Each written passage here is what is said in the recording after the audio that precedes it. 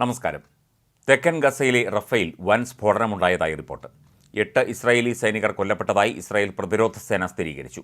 Deputy കമാൻഡറായ 23-കാരൻ captain Wasim Muhammad ഉൾപ്പെടെയുള്ളവരാണ് മരിച്ചത്.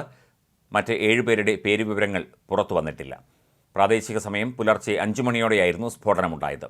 ഹമാസിനെ പ്രതിരോധിക്കാനായി രാപ്പകൽ ഓപ്പറേഷൻ നടത്തിയിരുന്ന സംഘത്തിൽ ഉൾപ്പെട്ടിരുന്ന ഇസ്രായേലി സൈനികരാണ് കൊല്ലപ്പെട്ടത്. അതീവ സുരക്ഷ ഉറപ്പാക്കുന്ന കോമ്പാക്ട് എഞ്ചിനീയറിംഗ് വെഹിക്കിളിൽ യാത്ര ചെയ്യുന്നതിനിടെയാണ് റഫേലിൽ സുൽത്താൻ പരിസരത്ത് സ്ഫോടനമുണ്ടായതെന്ന് ടൈംസ് ഓഫ് ഇസ്രായേൽ റിപ്പോർട്ട് ചെയ്യുന്നു. ഈ സമയം വെടിവെപ്പ് നടന്നിട്ടില്ലെന്നും ഓടിക്കൊണ്ടിരിക്കുന്ന വാഹനത്തിലാണ് സ്ഫോടനമുണ്ടായതെന്നും IDFും വ്യക്തമാക്കി. ബോംബ് ഘടിപ്പിച്ചതാണോ അതോ സ്ഫോടക വസ്തു എറിഞ്ഞാണോ അപകടമുണ്ടായതെന്ന് അറിയാനായി കൂടുതൽ അന്വേഷണങ്ങൾ ആവശ്യമാണെന്ന് IDF അറിയിച്ചു. ഹമാസിൻ്റെ ഇത്തരം നടപടികളിൽ ഒക്ടോബർ 7 മുതൽ ഇതുവരെ 307 ഇസ്രായേൽ സുരക്ഷാ ഉദ്യോഗസ്ഥരാണ് മരിച്ചത്. ബന്ദികളെ രക്ഷിക്കുന്നതിനിടെ കൊല്ലപ്പെട്ട പോലീസ് ഉദ്യോഗസ്ഥരും സിവിൽ മന്ത്രാലയത്തിൻ്റെ കോൺട്രാക്ടർ ഉൾപ്പെടെയുള്ളവരുടെ ജീവനാണ് മാസങ്ങൾക്കിടയിൽ പൊലിഞ്ഞത്. ജനുവരിയിൽ ഹമാസിൻ്റെ RPG തീപിടുത്തത്തിൽ 21 സൈനികർ കൊല്ലപ്പെട്ടു. 2 കെട്ടിടങ്ങൾ തകർന്നു. ഗസയിലെ യുദ്ധവും ഈജിപ്തുമായി ബന്ധിപ്പിക്കുന്ന റഫേലെ ഇസ്രായേലിൻ്റെ അധിനിവേശവും കാരണം 2500 ഫലസ്തീനികൾക്ക് ഹജ്ജ് തീർത്ഥാടനത്തിന് പോകാൻ സാധിച്ചില്ല എന്ന് ഗസയിലെ എൻഡോവ്മെൻറ്റ് മന്ത്രാലയം അറിയിച്ചിരുന്നു.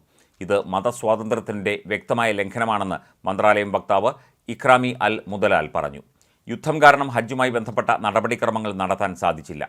ഈജിപ്റ്റ്, സൗദി അറേബ്യ എന്നീ രാജ്യങ്ങളുമായി ഗതാഗത കരാറുകൾ ഒപ്പിടൽ, മക്കയിലും മദീനയിലും താമസ സൗകര്യങ്ങൾ ബുക്ക് ചെയ്യൽ എന്നിവയും അവതാളത്തിലായി. റഫ അതിർത്തി അടച്ചതിനാലും യുദ്ധം തുടരുന്നതിനാലും തീർത്ഥാടകർക്ക് ഹജ്ജിന് പോകാൻ സാധിച്ചില്ല. പലസ്തീനിൽ നിന്ന് മൊത്തം 6600 പേർക്കാണ് ഹജ്ജിന് അവസരം ലഭിച്ചിരുന്നത്.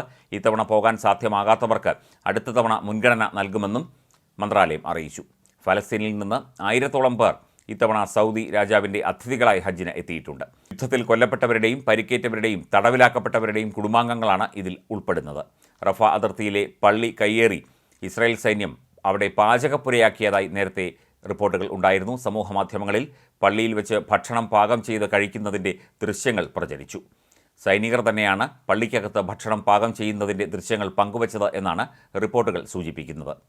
വ്യാപക വിമർശനങ്ങളാണ് വീഡിയോ പ്രചരിച്ചതിന് പിന്നാലെ ഇസ്രായേലിന് നേരെ ഉയരുന്നത്. പള്ളിക്കകത്ത് ഇസ്രായേൽ സൈനികർ പാട്ടുപാടി ഭക്ഷണം പാകം ചെയ്യുന്നത് ദൃശ്യങ്ങളിൽ കാണാം.